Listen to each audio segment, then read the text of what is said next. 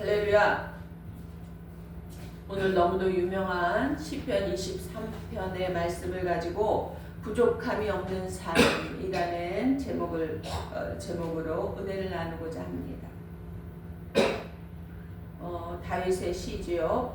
다윗은 이세의 아들들 12 형제 중에 막내로 집안에서 별로 인정하거나 기대하는 인물이 아니었습니다. 원래 이스라엘은 장자권이 우선되어지는 그런 민족이었기 때문에 그런 전통이 있어서 막내로 태어나다 보니 다윗은 그다지 집안에서도 기대하는 인물이 못 되었던 겁니다. 집안에서도 목축을 업으로 하는 민족이다 보니 목동의 일을 하였습니다. 그래서 그는 양과 목자의 관계를 너무도 잘 알고 있습니다. 오늘 그 말씀을 빌어 하나님을 찬양하고 의지하며 그의 뜻을 따르고자 하는 고백들이 이어지는데, 이제 1절을 보겠습니다. 여호와는 나의 목자시니 내가 부족함이 없으리로다. 우리가 사용하는 말 중에 상대적 박탈감이라는 말이 있습니다. 나도 그냥 잘 살고 있는데 누군가와 비교를 하면 아주 확 초라해지는 그런 느낌을 받습니다. 비교하니까, 비교되니까 그런 겁니다. 그러면 자기 자신이 너무 작고 보잘것없어 보이고 또한 부끄럽기까지 합니다. 그 다음에는 잘 나가는 사람들 보면 불편한 감정이 생기죠. 그게 스스로 더 초라한 감정이 드는 겁니다. 그 다음은 그 감정을 피하기 위해서 숨게 됩니다. 그리고 밝고 힘있어 보이고 뭔가 잘 되어져 보이는 사람들을 피하게 됩니다. 그게 바로 우울증입니다.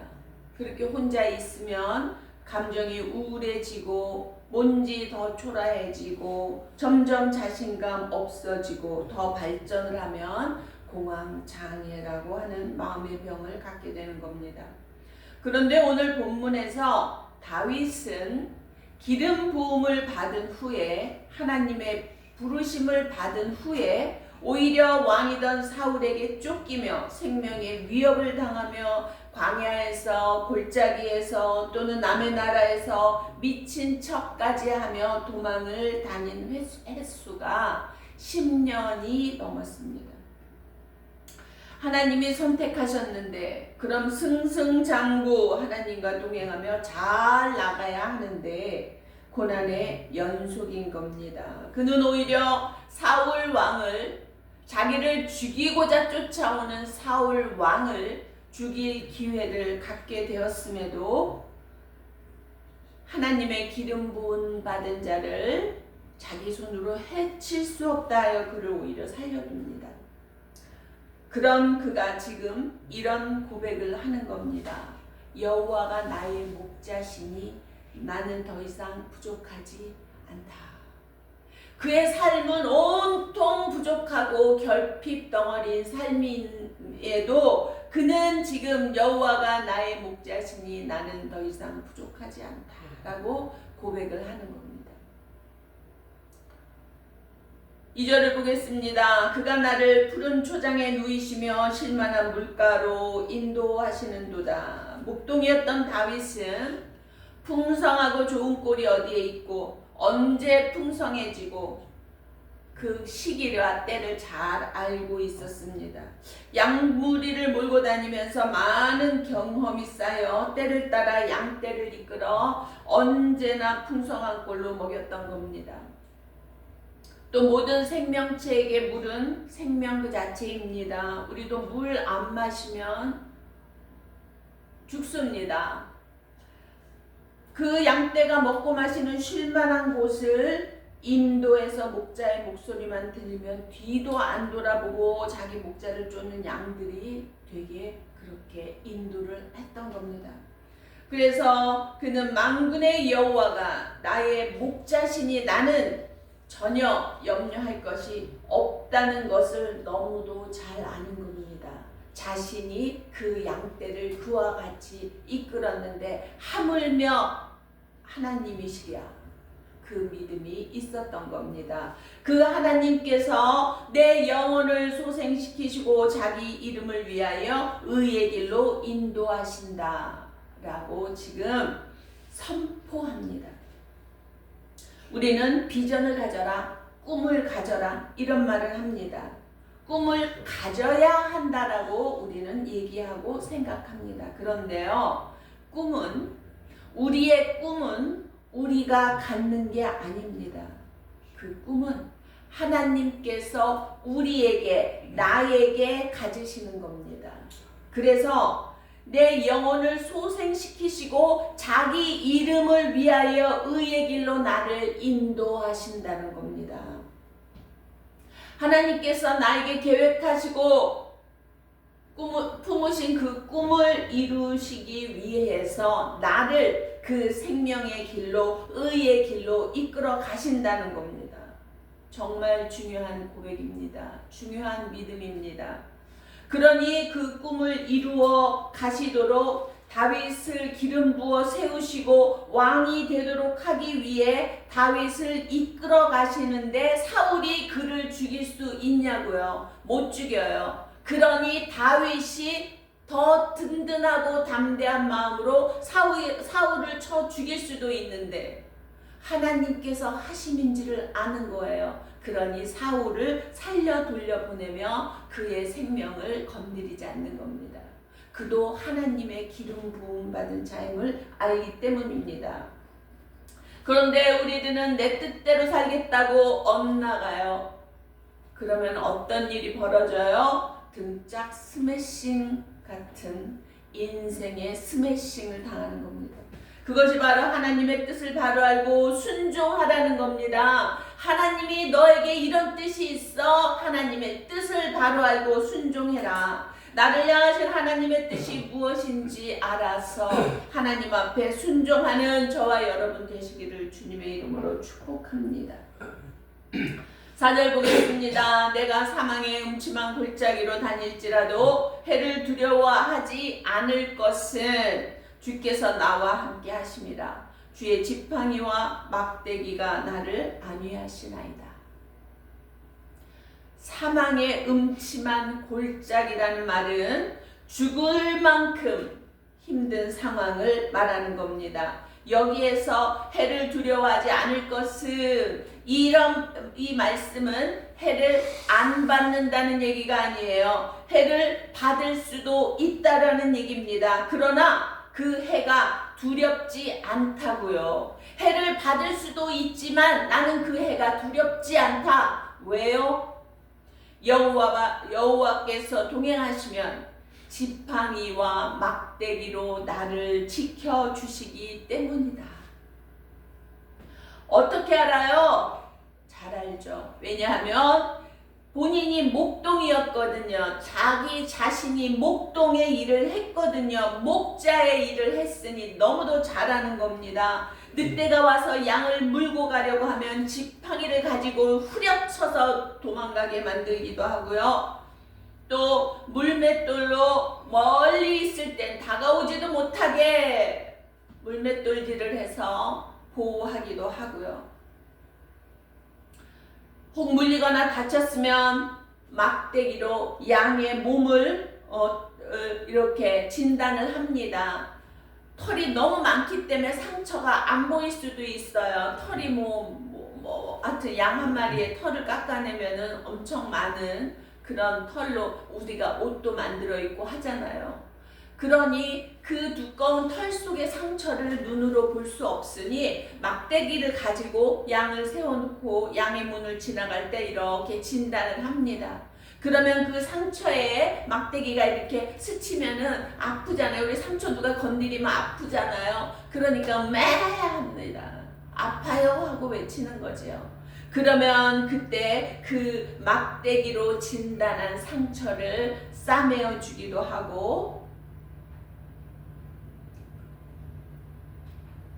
또는 보호해 주기도 합니다. 그러니 하나님이 나의 목자신데 하물며 인생인 자신도 그렇게 했는데 하나님께서 하실 건데 더 이상 무엇을 바라겠나 하는 고백인 겁니다. 성도는 사망의 음침한 골짜기를 가도 해를 받지 않고 또한 해를 받아도 오히려 하나님께서 역사하시고 그 능력을 맛보게 하시기 때문에 오히려 연단을 받아 더 신앙이 자라게 하시는 겁니다. 그러니 두렵지 않은 겁니다. 그런데 두려워요? 아직도 두렵습니까? 두렵지 않은 믿음을 위해서 기도하시기 바랍니다. 우리는 담대한 믿음을 가져야 합니다. 주께서 내 원수의 목전에서 내게 상을 베푸시고 기름으로 내 머리를 바르셨으니 내 잔이 넘치나이다. 나의 평생의 선하심과 인자하심이 정녕 나를 따르리니 내가 여호와의 집에 영원히 거하리이다. 이제 이 말씀으로 맺습니다. 그렇게 여호와를 목자로 삼고 동행하며 그 명령대로 담대히 누가 뭐라든 하나님 앞에 살아가면 5절, 6절에 완성된 인생의 열매를 맛볼 수 있다라는 겁니다. 그와 같이 죽음의 골짜기를 갈지라도 해를 두려워하지 않을 만큼 담대한 믿음으로 하나님을 의뢰하는 그런 믿음의 삶을 살아가면 이제는 하나님께서 그 믿음이 됐다라고 인정하시는 그때에 내 원수의 목전에서 내게 상을 베풀어 주시고 내 머리에 기름을 부어 주신다는 거예요.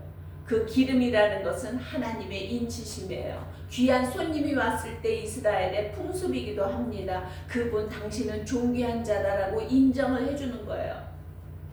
그와 같아서 원수 앞에서 내가 그와 같이 되어지니 얼마나 의기당당하고 기쁜 마음이겠습니까?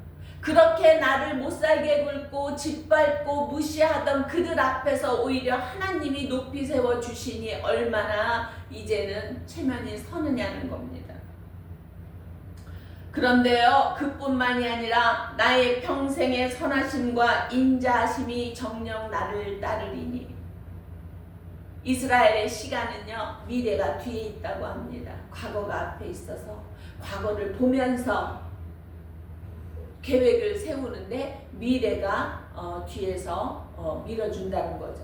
그래서 미래는 안 보이지만 이 말씀 속에 있습니다. 정녕 내 평생의 선하심과 인자하심이 나를 따르리니 뭐가 따르요? 따르는 건 뒤에서 오는 거죠. 미래에 하나님의 그 인자하심과 선하심으로 나를 뒷받침해 주셔서 내가 이제는 영원히 여호와의 집에 거하게 될 것이다 라는 겁니다. 미래형이에요.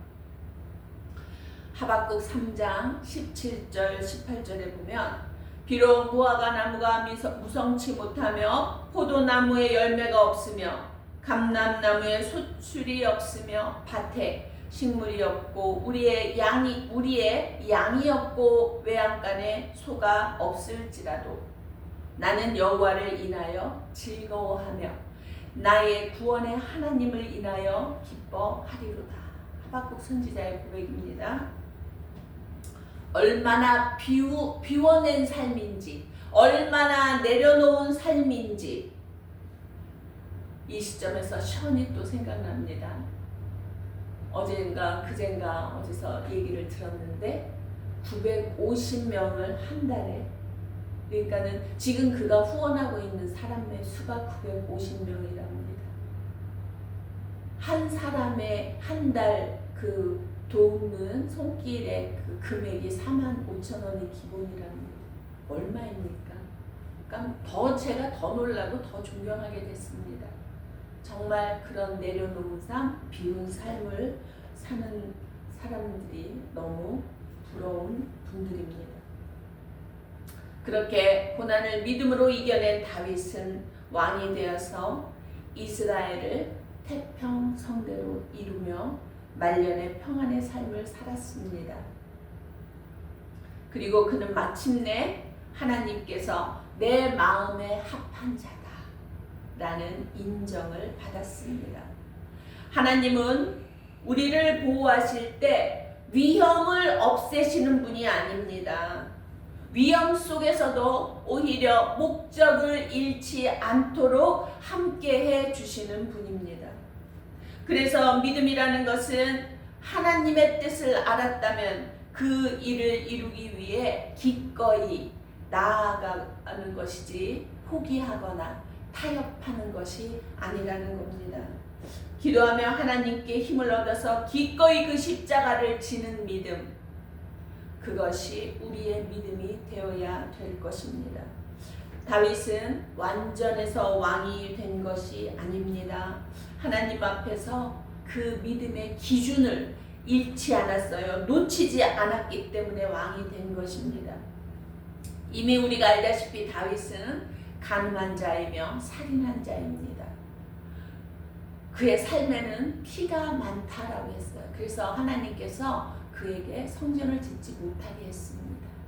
그가 죄인인 것을 아셨어요. 그럼에도 그를 합한 자라고 한 것은 하나님께서 그거 죄다라고 경고를 했을 때 그는 듣자마자 바로 회개를 했습니다. 그리고 또한 하나님의 뜻에서 벗어나지 않는 그 믿음의 기준을 늘 가지고 있었어요. 그것을 하나님이 보신 겁니다. 그 믿음의 기준을 보고 그가 내 마음에 합한 자다. 죄를 지을 수 있어요. 우리가 지금도 죄 짓고 살잖아요. 우리가 죄인 아닌 사람이 아무도 없습니다. 그럼에도 불구하고 하나님께서 우리를 붙잡아 믿음 안에, 말씀 안에, 그리고 예배 안에 살아갈 수 있게 하시는 그 은혜는, 그래도 하나님을 의지하여 살고자 이 자리에 나오고 예배 드리고 회개하고 눈물 뿌리며 하나님 앞에 그래도 나아가는, 그분이 상 주시는 이심을 믿기에 나아가는 믿음을 바라보시기 때문입니다. 하나님의 살아계심을 찬양하시고 감사하시기 바랍니다. 다윗의 시편을 보면 그는 침상을 눈물로 적셨다라고 고백을 합니다. 그는 삶의 고난 속에서, 그리고 죄를 지은 후 얼마나 회개하며 후회하며 하나님께 매달렸는지 잘 표현이 되고 있습니다. 우리가 살 길은 회개입니다. 그리고 침상을 적시는 기도입니다. 나를 향한 하나님의 꿈이 무엇인지 아는 믿음입니다. 그리고 세상을 향하여 두려움 없는 믿음의 담대함입니다. 이 한 주간도 믿음으로 다윗과 같이 세상을 이기는 부족함이 없는 삶을 누리는 저와 여러분 되시기를 주님의 이름으로 축복합니다. 기도하시겠습니다. 사랑의 하나님 아버지, 저희들 오늘 시편을 통하여서 다윗의 마음을 보았습니다. 그 다윗의 마음을 또한 본받기를 원하며 하나님 앞에 세워진 그 기준, 믿음의 기준을 저버리지 아니하고 말씀으로 살기를 원하며 하나님께서 품으신 그 우리에게 가지신 그 비전을 이루며 살기를 원합니다. 지혜 주시고 성령 충만함 주셔서 그 뜻이 무엇인지를 깨달아 순종하며 나아가는 저희들의 삶, 그리하여서 정말 다윗의 고백처럼 내 삶이 하나님과 함께하니 부족함이 없다라는 고백으로 점철되어질 수 있는 믿음의 담대함을 가지기를 원합니다. 주님 감사합니다. 이날도 하나님 홀로 영광 받아 주시옵소서. 감사드렸고 예수 그리스도의 이름으로 기도하옵나이다. 아멘.